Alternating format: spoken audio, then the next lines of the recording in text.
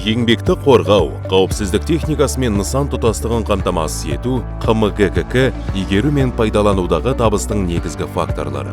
Қауіпсіздікті қамтамасыз ету КПО-ның негізі болып табылады. Атап айтқанда, компанияда 11 өмірлік маңызды ереже әзірленді. Осы ережелердің бірі биіктіктегі жұмыс. Биіктікте жұмыс істеумен байланысты қауіпті факторлар. Жұмысшының биіктіктен құлауы, құлайтын заттар, тайып, сүрініп кету қаупі, ашылып қалған люктер, ойықтар, қоршалмаған жұмыс платформалары, таяныштың болмауы, шамадан тыс физикалық жүктеме, жұмыс орнының жеткіліксіз жарықтандырылуы, ауа райы. Биіктікте жұмыстарды орындауға кіріспес бұрын нені білу қажет? Құлаудан қорғау жүйелері келесіні қамтиды. Қорғаныс қоршауын орнату және жеке құлыптау жүйелері. Бір амортизатор бар қос итарқамен жабдықталған баулы қауіпсіздік белдігін үнемі кию. Арқандар берік анкерге бекітілуі қажет. Биіктікте жұмыс істеген кезде қозғалыс кезінде карабиндердің кем дегенде біреуі құрылымға бекітілуі керек. Қажет болған жағдайда қауіпсіздік арқанын пайдалану. Ілмекті инерциялық катушканың дұрыс бекітілуі. Оларды ешқашан технологиялық құбырға және кабельдік науаға бекітуге болмайды. Әр пайдалану кезінде жеке құлыптау жүйесінің барлық компоненттерін тексеру. Қауіпсіздік құралдарын қолданар алдында мұқият тексеру қажет. Қандай да бір кемшіліктер немесе ақаулы жабдық дереу пайдаланудан алынуы тиіс. Бекіту белдіктерін немесе қауіпсіздік белдіктерін иық белдіктерінсіз пайдалануға тыйым салу. Құлаған жағдайда бұл ішкі ағзаларға елеулі зақым келтіруі мүмкін. Толық қорғанысты қамтамасыз ету үшін әр жұмысшының жабдығы дұрыс таңдалып, реттелуі керек.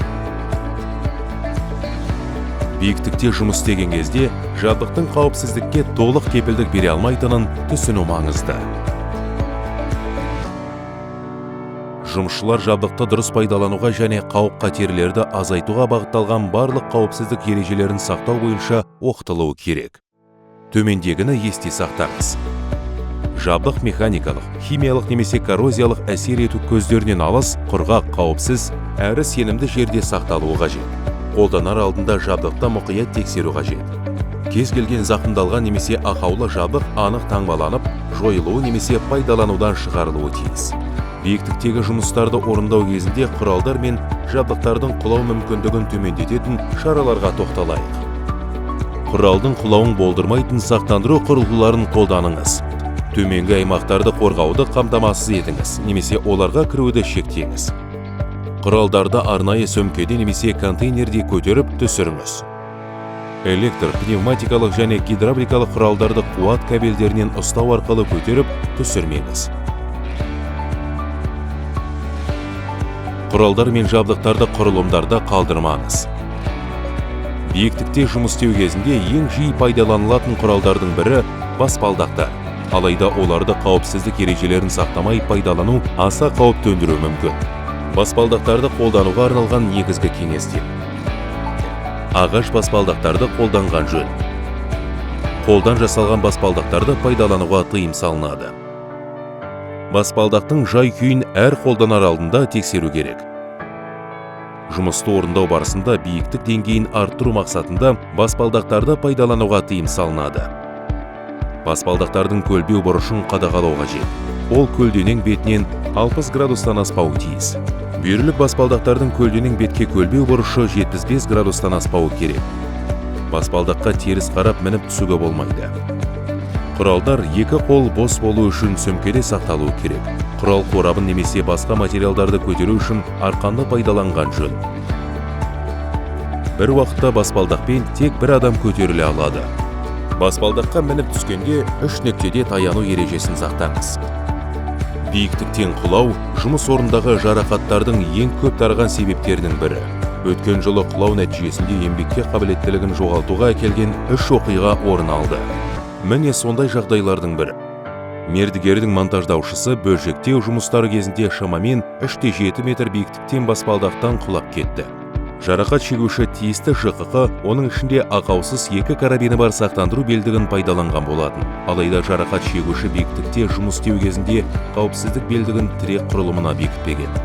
жұмысшының биіктіктен арқасына құлап, бас және арқа жарақатын алуы оның ұзақ уақыт бойы еңбекке жарамсыздығына әкелді. Бұл оқиғаның себептері қандай? Қауіп-қатерге дағдылану, биіктікте жұмыс істеу кезінде негізгі қауіпсіздік ережелерін сақтамау және шебердің ескертулерін елемеу, жеткіліксіз бақылау. Мердігер ұйымның жауапты жұмыс орындаушысы оқиғаға дейінде, одан кейінде жұмыс процесінің қауіпсіздігіне көз жеткізбеген. Төмен қауіпсіздік техника мәдениеті. Оқиғаның барлық қатысушылармен қауіпсіздік ережелерінің елемеуі жұмыс кезінде және құлағаннан кейін жүйелі мәселенің белгісі болып табылады. Қорытындылай келе, биіктіктегі жұмысқа кіріспес бұрын жұмыстарды қауіпсіз жүргізу әдістерін, соның ішінде қорғаныс жабдықтарын, киіп күту және жүк көтеру құралдарын пайдалану бойынша толық курсын өту қажеттігін қосқым келеді.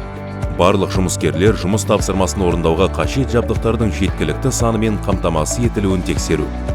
Жұмысты бастамас бұрын міндетті түрде нұсқамадан өтіңіз. Қауіп-қатерге бағалау жүргізіп, құтқару жоспарын жасаңыз.